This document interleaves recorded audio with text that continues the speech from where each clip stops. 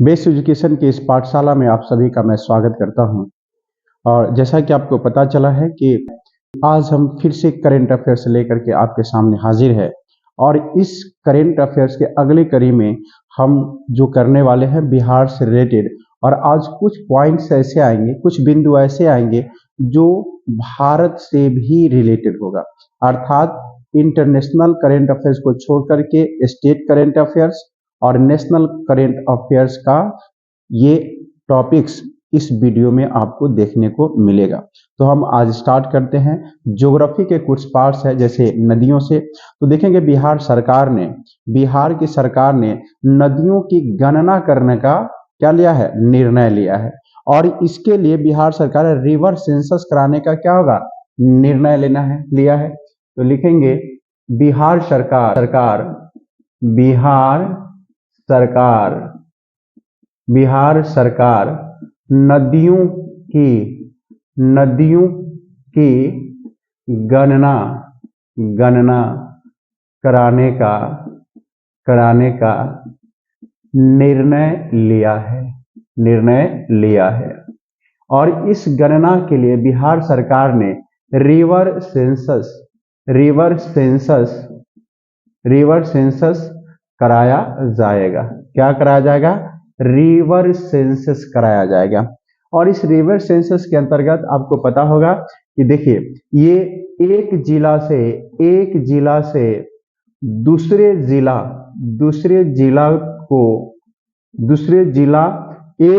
से दूसरे जिला के नदियों को जोड़ा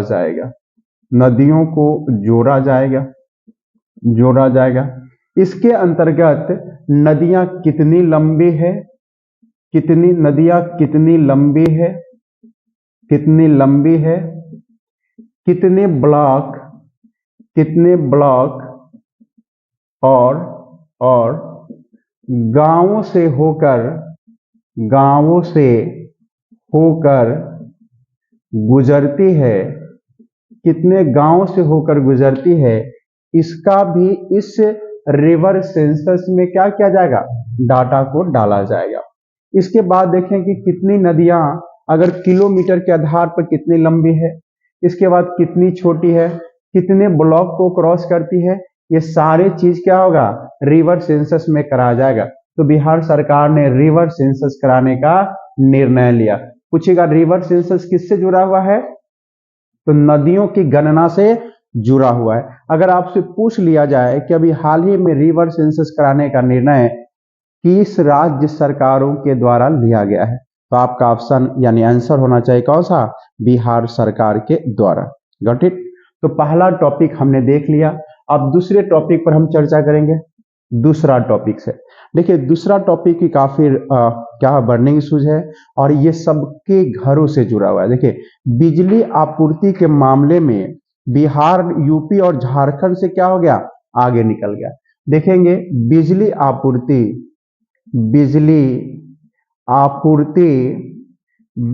आपूर्ति के मामले में उत्तर प्रदेश और झारखंड से भी आगे निकल गया है। तो आपने देखा है कि बिजली आपूर्ति के मामले में बिहार जो है, यानी बिहार एक अपने पड़ोसी राज्य उत्तर प्रदेश और अपने छोटे भाई यानी झारखंड से भी क्या हो गया, आगे निकल गया है। Got it. राज्य के शहरी क्षेत्रों में अगर देखें, अगर बिजली की उपलब्धता देखें, बिजली की उपलब्धता अगर देखें, बिजली की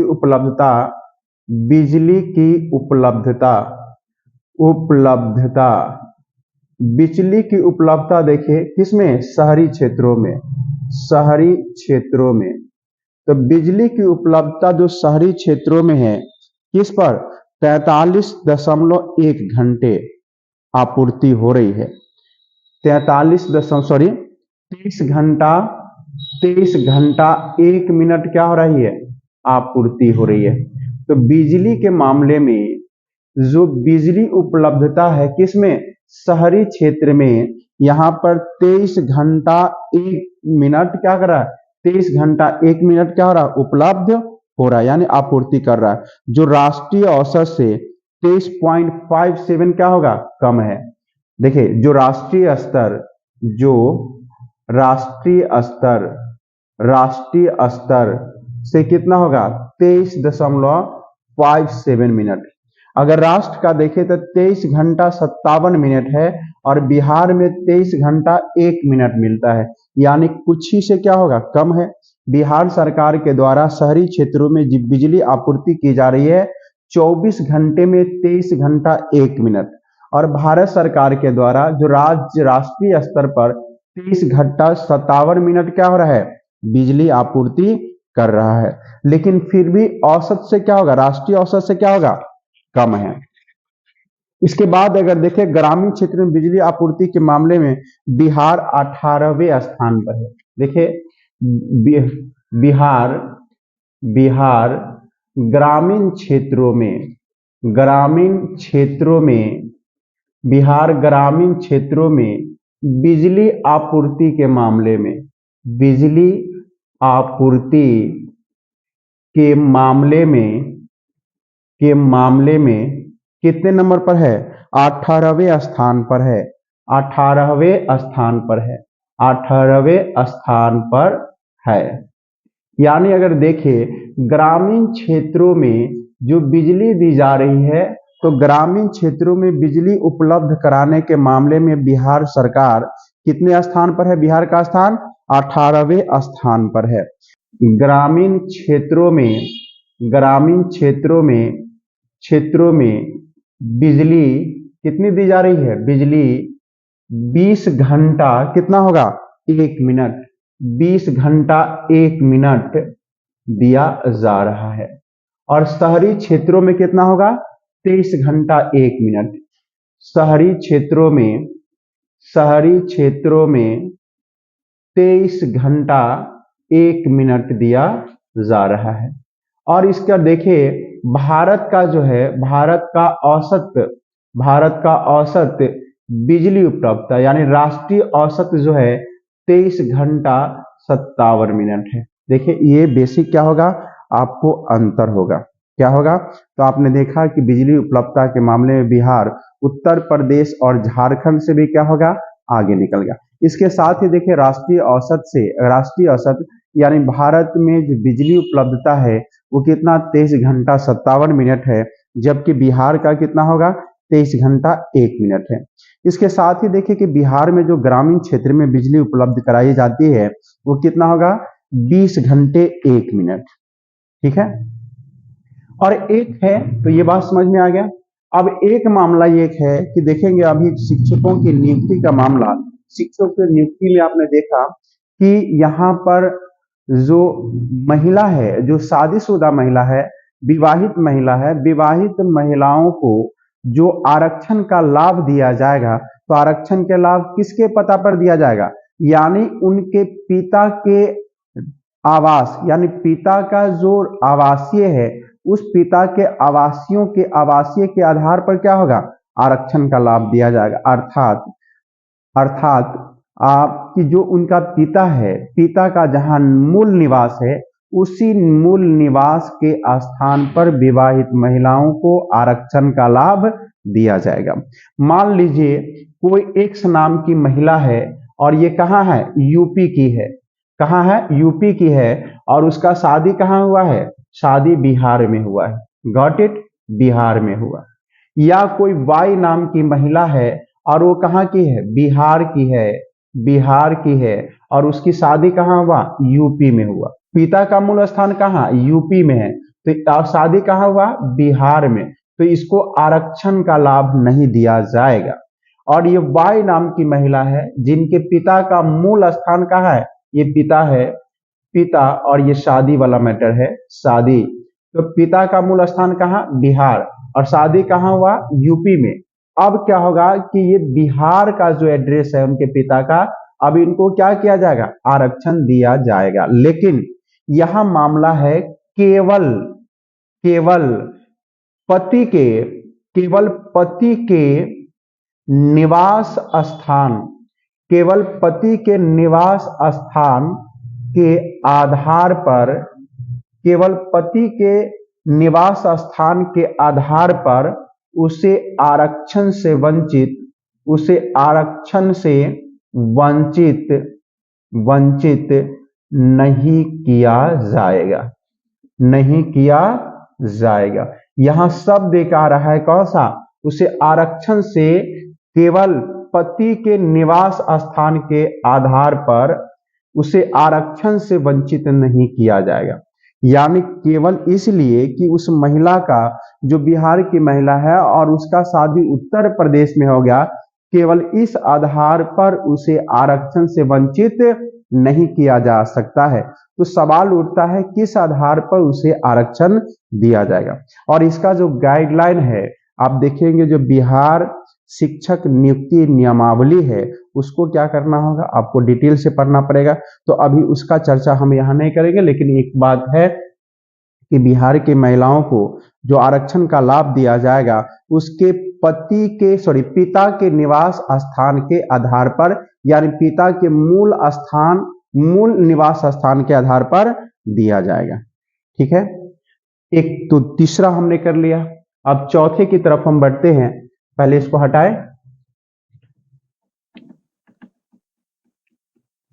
राष्ट्रीय जल पुरस्कार जो है, राष्ट्रीय जल पुरस्कार अगर आप देखें, राष्ट्रीय जल पुरस्कार, राष्ट्रीय जल पुरस्कार बिहार को सर्वश्रेष्ठ राज्यों की सूची में, सर्वश्रेष्ठ राज्यों की सूची में तीसरा स्थान प्राप्त हुआ है, तीसरा स्थान प्राप्त हुआ है, स्थान प्राप्त हुआ है। अगर आपसे पूछा जाए कि राष्ट्रीय जल पुरस्कार में सर्वश्रेष्ठ राज्यों में बिहार को कितना स्थान प्राप्त हुआ है, तो तीसरा स्थान प्राप्त हुआ है। कितना, थर्ड स्थान प्राप्त हुआ है।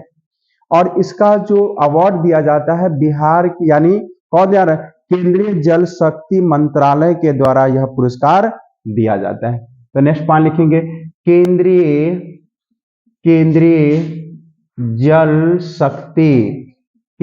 जल शक्ति मंत्रालय द्वारा यह पुरस्कार दिया जाता है। तो किसके द्वारा पूछेगा, केंद्रीय जल शक्ति मंत्रालय के द्वारा यह पुरस्कार दिया जाता है। और अभी बिहार को इस राष्ट्रीय जल पुरस्कार में कितना स्थान मिला है, थर्ड स्थान मिला है। और कौन करता है, केंद्र सरकार करता है। और केंद्र सरकार के मंत्रालय पूछेगा तो केंद्रीय जल शक्ति मंत्रालय के द्वारा क्या कहता है, दिया जाता है। ये मंत्रालय है केंद्रीय जल शक्ति मंत्रालय। और एक चीज और है कि देखिए, अब नेक्स्ट न्यूज है कि बिहार में जो यहाँ के लोग हैं उसको पिछले 45 वर्षों में, किसने, बिहार के लोगों को पिछले 45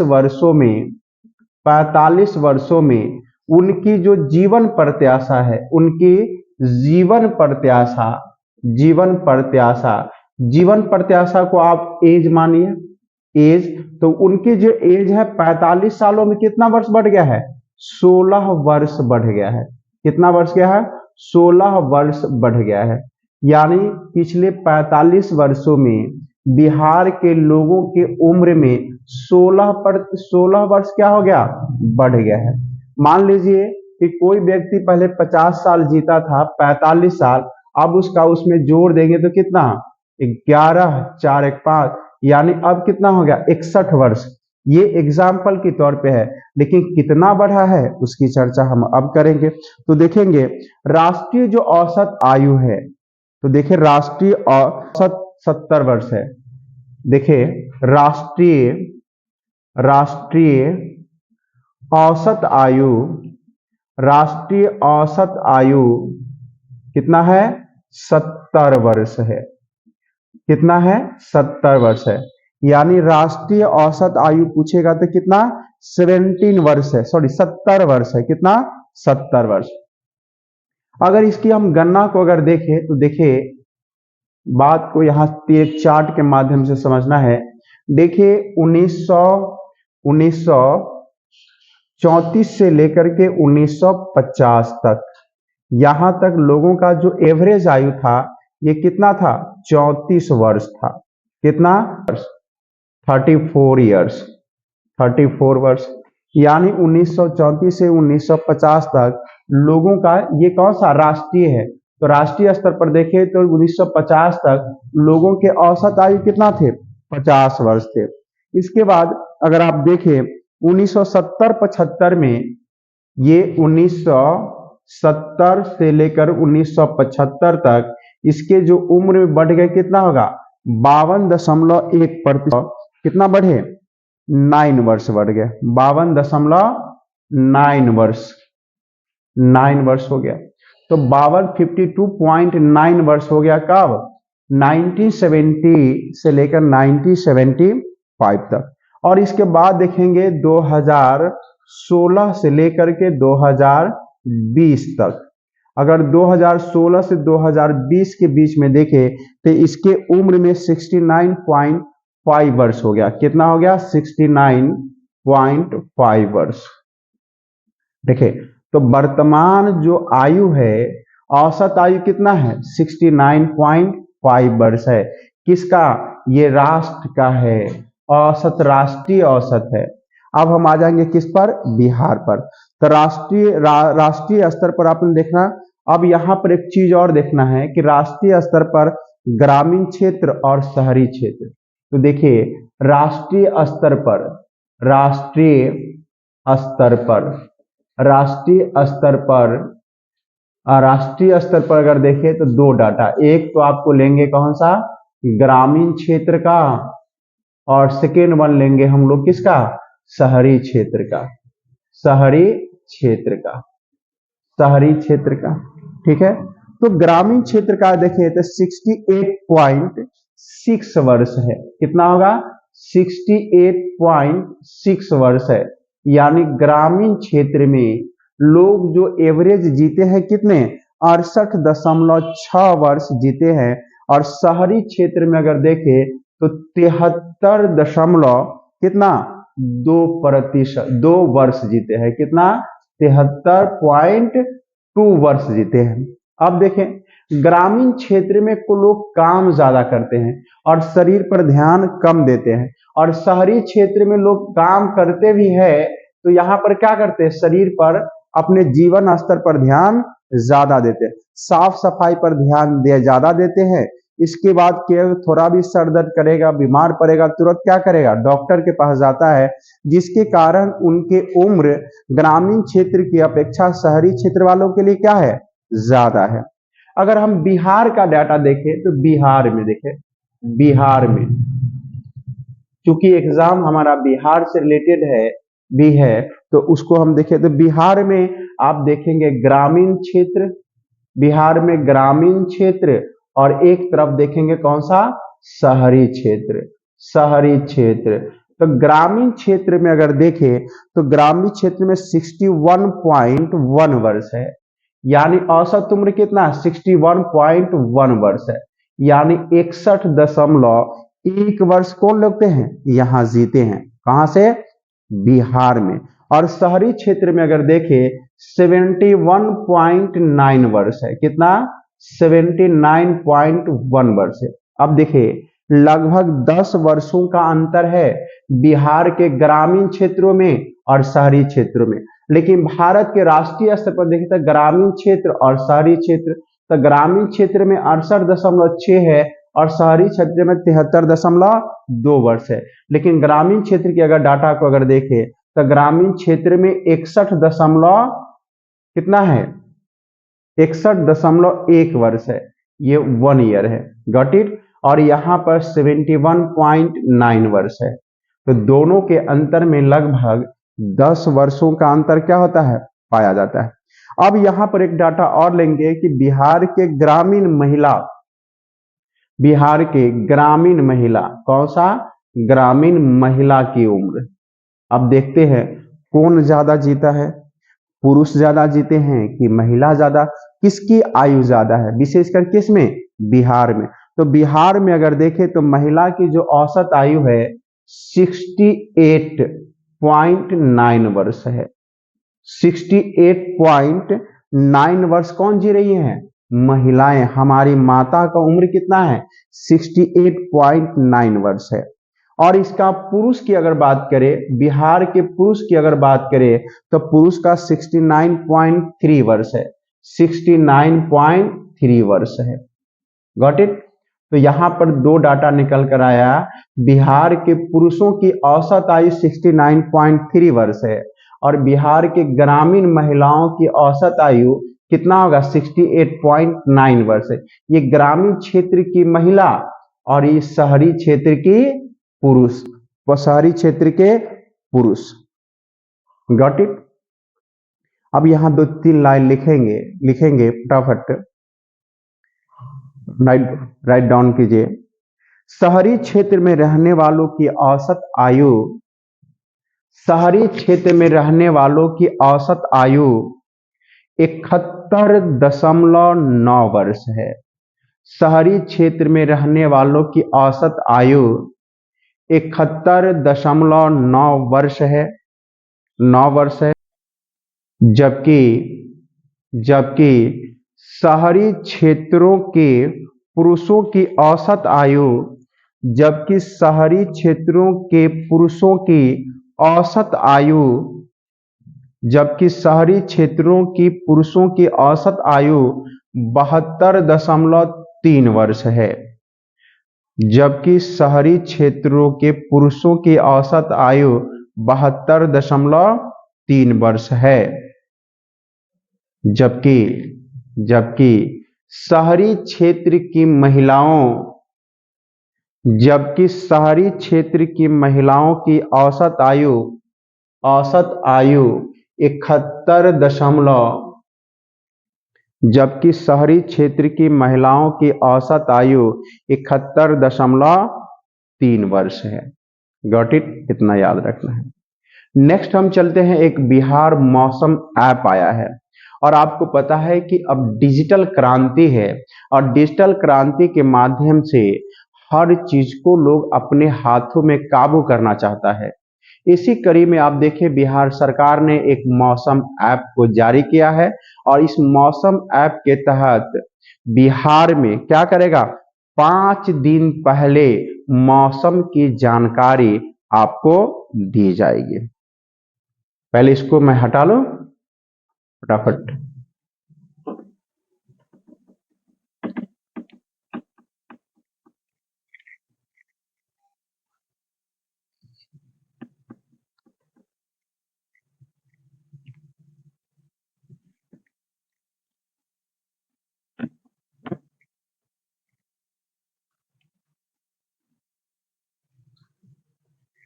चलिए नेक्स्ट कंटिन्यू करें हम लोग।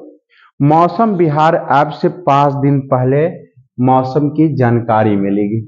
देखिए मौसम ऐप क्या है, मौसम ऐप है या इसको मौसम बिहार ऐप, सॉरी मौसम बिहार ऐप, मौसम बिहार ऐप किसने जारी किया है, बिहार सरकार ने। और मौसम बिहार के अंतर्गत बिहार में मौसम की जानकारी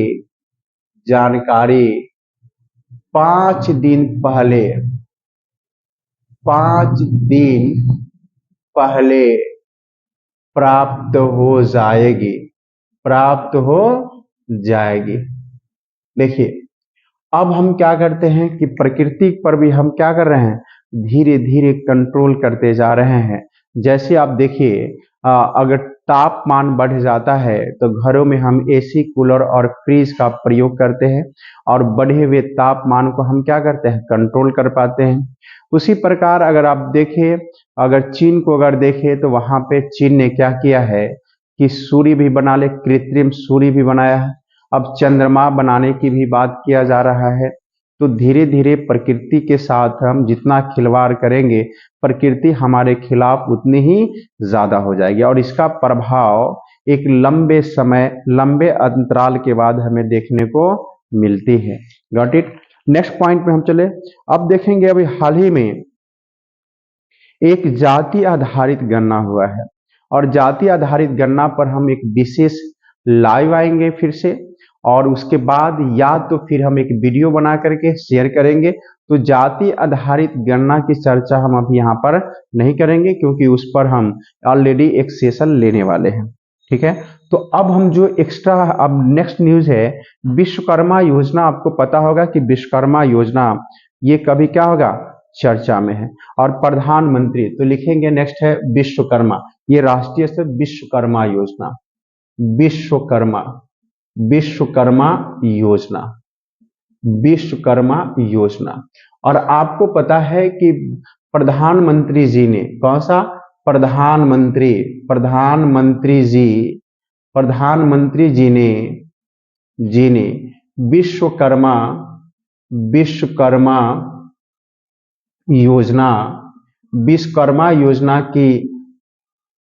योजना की घोषणा स्वतंत्रता दिवस पर, कौन सा, स्वतंत्रता दिवस पर। और स्वतंत्रता दिवस कब, 15 अगस्त को, यानी 15 अगस्त को स्वतंत्रता दिवस पर लाल किले से इसकी घोषणा किया था। लाल किले से इसकी घोषणा किया था। किसका, विश्वकर्मा योजना का। किसका, विश्वकर्मा योजना का। और प्रधानमंत्री जी ने इसका नाम रखा था पीएम विकास योजना। कौन सा, पीएम विकास स्कीम या योजना, पीएम विकास स्कीम।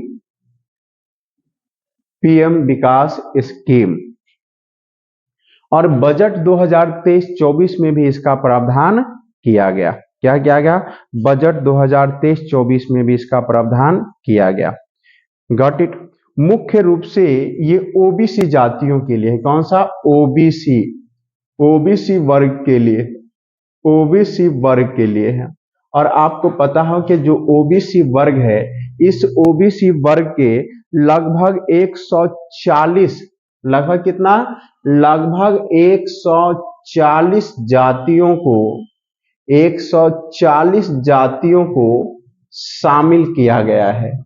किसमें, 140 जातियों को शामिल किया गया है। किसके अंतर्गत, पीएम विकास या विश्वकर्मा योजना। और उसी लोगों को शामिल किया गया है जो परंपरागत तरीके से विश्वकर्मा यानी कोई कारीगर होगा, उसी व्यक्तियों को, उन जातियों को इस स्कीम में शामिल किया गया है। और उसके परंपरागत तरीके से जो पेशा था, उसी पेशा को फिर से बढ़ाने का क्या किया जाएगा, प्रोत्साहन राशि के रूप में उसे सस्ते दरों पर ऋण उपलब्ध कराया जाएगा। Got it. और इसमें देखें तो इसमें कौशल सम्मान योजना, प्रधानमंत्री कौशल सम्मान योजना इसका नाम दिया है। और 140 जातियों को दिया गया है और इसका नाम दिया जाएगा विश्वकर्मा उद्यमी योजना। विश्वकर्मा उद्यमी योजना, विश्वकर्मा उद्यमी योजना। देखिए, विश्वकर्मा उद्यमी योजना को हम पहले बता रहे हैं कि 140 जातियों को क्या किया गया है, शामिल किया। 140 जातियों को शामिल किया गया है। 140 जातियों को क्या किया गया है, शामिल किया गया है। जिसमें अगर देखें कुम्हार, लोहार, सोनार, बढ़ई और मूर्तिकार है। जैसे सोनार है, बढ़ई है, लोहार है, कुम्हार है। तो सोनार, बढ़ई, लोहार, सुनार, और एक है जो मूर्ति वगैरह बनाता है, मूर्तिकार। लगभग इसी प्रकार से 140 जातियों को क्या किया गया है, शामिल किया गया है। किसके अंतर्गत? विश्वकर्मा उद्यमी योजना या विश्वकर्मा योजना, या उसको क्या कहेंगे? विकास स्कीम, पीएम विकास स्कीम के तहत एक ये विश्वकर्मा योजना लाया गया है। 140 जातियों को उद्यमी बनाने के लिए, कितना? उद्यमी बनाने के लिए, क्योंकि इनके पास पारंपरिक कौशल एवं कारीगरी पाई जाती है, क्योंकि क्योंकि इनके पास पारंपरिक पारंपरिक क्योंकि इनके पास पारंपरिक कौशल एवं कारीगरी पाई जाती है। पारंपरिक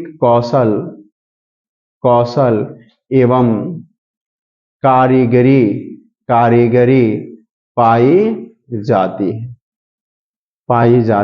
है। Got it? पाई जाती है। इसके बारे में लिख लेंगे।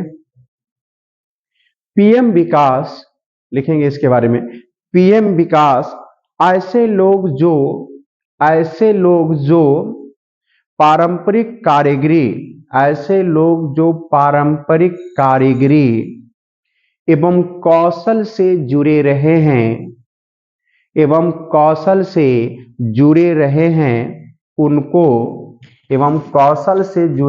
हैं उनको प्रोत्साहित समर्थन एवं सहयोग उनको प्रोत्साहित समर्थन व सहयोग देने के लिए प्रोत्साहित समर्थन व सहयोग देने के लिए इस योजना की शुरुआत की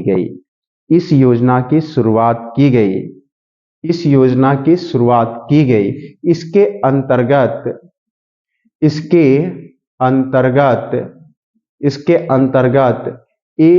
140 जातियों को शामिल किया गया है। 140 जातियों को शामिल किया गया है। 140 जातियों को शामिल किया गया है। सवाल अभी ये बचा हुआ है कि अगर आपसे पूछा जाए कि विश्वकर्मा उद्यमी योजना में किसको शामिल किया गया है, तो पारंपरिक कौशल से, यानी पारंपरिक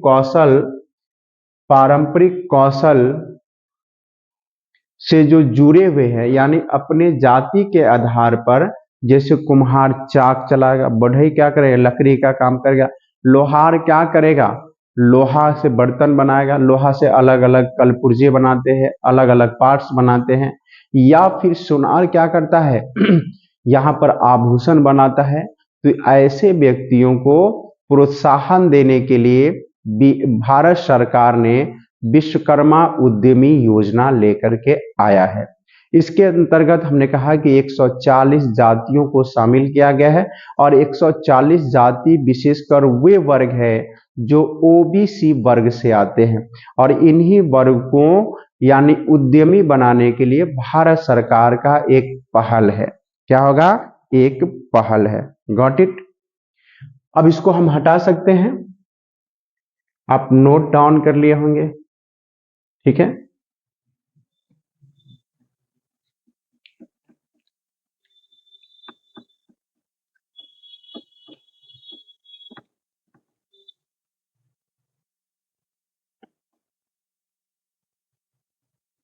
नेक्स्ट है आपका लखपति दीदी योजना। एक लिखेंगे लखपति दीदी योजना। लखपति दीदी योजना 77वें स्वतंत्रता दिवस के अवसर पर 77वें स्वतंत्रता दिवस के अवसर पर प्रधानमंत्री और प्रधानमंत्री का नाम आप जानते ही हैं, प्रधानमंत्री के द्वारा इसकी घोषणा की गई। घोषणा की गई। Got it. अगर आपसे पूछा जाए लखपति दीदी योजना को कब घोषणा किया गया, 77वें स्वतंत्रता दिवस या केवल स्वतंत्रता दिवस के अवसर पर किसने किया था, प्रधानमंत्री के द्वारा इसकी घोषणा की गई थी। इसमें क्या होता है, स्वयं सहायता समूहों के माध्यम से ग्रामीण महिलाओं को सशक्त करने के लिए स्वयं सहायता समूह, सेल्फ हेल्प ग्रुप, स्वयं सहायता समूह, स्वयं सहायता समूह, स्वयं सहायता समूह के माध्यम से, किसके, self help group, self help group के माध्यम से, सेल्फ हेल्प ग्रुप के माध्यम से ग्रामीण महिलाओं को सशक्त करने के लिए, कौन सा, ग्रामीण महिलाओं को, ग्रामीण महिलाओं को सशक्त करने के लिए, लखपति योजना की शुरुआत की गई, लखपति योजना की शुरुआत की गई। किसके लिए, ग्रामीण महिलाओं को सशक्त करने के लिए, सशक्तिकरण में लाने के लिए लखपति योजना की शुरुआत की गई और ये योजना स्वयं सहायता समूह के माध्यम से किया जाएगा। सेल्फ हेल्प ग्रुप के माध्यम से किया जाएगा। सेल्फ ग्रुप जो होता है, सेल्फ हेल्प ग्रुप, ये ग्रामीण क्षेत्र की महिलाएं एक समूह बना करके क्या किया जाता है, एक समूह बनाता है और समूह में क्या होता है, एक कोषाध्यक्ष को चुनती है और एक चेयरमैन होता है, एक अध्यक्ष होती है और इनका एक बैंक खाता होता है। कहाँ, बैंक, एक खाता होता है बैंक में और एक सर्टेन पैसा उसमें जमा करती है और जितना पैसा जमा होगा उस जमा पैसा के बदले में बैंक उसके डबल या 3 गुना करके क्या करेगा, लोन देता है और उस लोन के माध्यम से महिलाएं क्या करते हैं, छोटे मोटे क्या करते हैं, बिजनेस चला सकती है, छोटे मोटे उद्योग लगा सकती है और इस प्रकार महिलाओं को क्या किया जाएगा, सशक्त किया जाता है। अब हमारे पास है डिजिटल स्वास्थ्य प्रोत्साहन योजना। नेक्स्ट है डिजिटल स्वास्थ्य प्रोत्साहन योजना। ठीक है, तो हमारा ये क्या होगा, नेक्स्ट टॉपिक है डिजिटल स्वास्थ्य प्रोत्साहन योजना। डिजिटल स्वास्थ्य प्रोत्साहन, देखिए अगस्त 2023 में राष्ट्रीय स्वास्थ्य प्राधिकरण ने आयुष्मान भारत डिजिटल मिशन 2023 में, अगस्त 2023 में, अगस्त 2023 में राष्ट्रीय स्वास्थ्य प्राधिकरण ने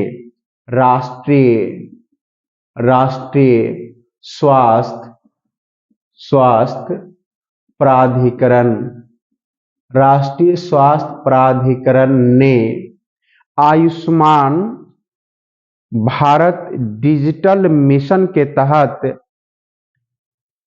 आयुष्मान डिजिटल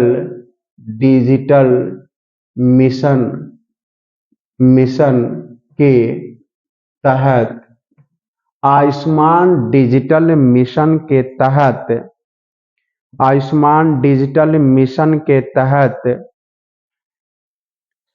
डिजिटल स्वास्थ्य प्रोत्साहन योजना की घोषणा की। डिजिटल स्वास्थ्य प्रोत्साहन, डिजिटल स्वास्थ्य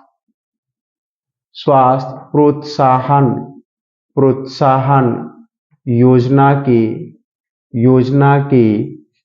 घोषणा की गई। अगर पूछेगा कि डिजिटल स्वास्थ्य प्रोत्साहन योजना की घोषणा अगस्त में किया गया और ये राष्ट्रीय स्वास्थ्य प्राधिकरण ने आयुष्मान डिजिटल मिशन के तहत, किसके तहत, आयुष्मान मंत्रालय, आयुष्मान है, आयुष्मान डिजिटल मंत्रालय के तहत डिजिटल स्वास्थ्य प्रोत्साहन योजना की घोषणा की। इसके अंतर्गत क्या होगा कि आपको डिजिटली यानी ऑनलाइन यानी इंटरनेट के माध्यम से आप स्वास्थ्य संबंधी जानकारी क्या कर सकते हैं, प्राप्त कर सकते हैं, प्राप्त कर सकते हैं। नेक्स्ट टॉपिक है हमारा अटल वयो अभ्युदय योजना। नेक्स्ट टॉपिक है अटल वयो अभ्युदय योजना। अभ्युदय योजना देखिए अटल वयो अभ्युदय योजना ये देखिए इसकी घोषणा जो है जुलाई 2023 में केंद्र सरकार ने देश के बुजुर्ग को देखभाल करने के लिए किया गया है। कब किया गया है? जुलाई 2023 में। किसने किया है? केंद्र सरकार ने। किसके लिए क्या है? देश के बुजुर्गों को देखभाल करने हेतु लॉन्च किया गया। तो अटल पूछेगा कि अटल वयो अभ्युदय योजना का संबंध किससे है, किसके लिए है? बच्चों के लिए है, महिलाओं के लिए है, एससी के लिए है, या फिर किसके लिए है? वृद्धजनों के लिए। तो क्या होगा? बुजुर्गों या वृद्धजनों के लिए। तो लिख दूं जुलाई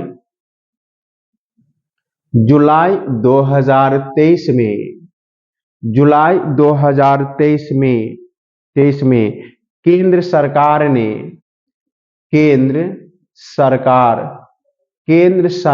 ने देश के बुजुर्गों के देखभाल के लिए देश के बुजुर्गों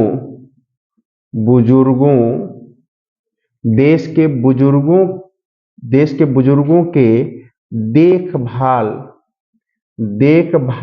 के लिए इस योजना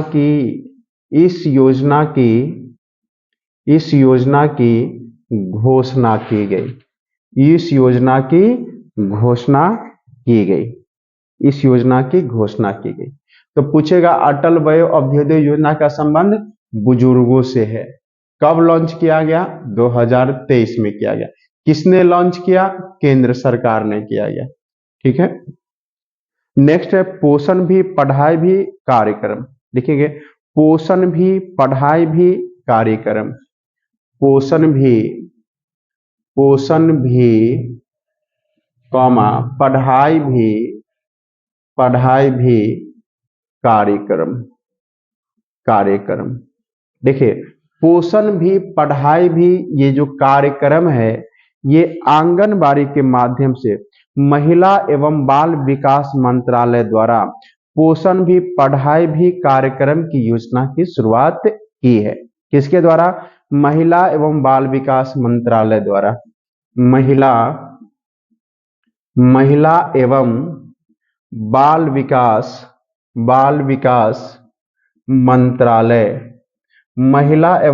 विकास मंत्रालय द्वारा पोषण भी पढ़ाई भी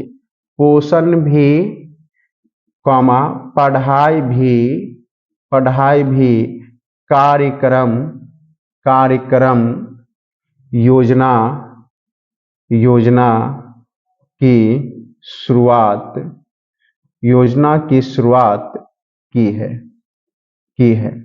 योजना की शुरुआत की है और देश के आंगनबाड़ी केंद्रों के माध्यम से यानी देश के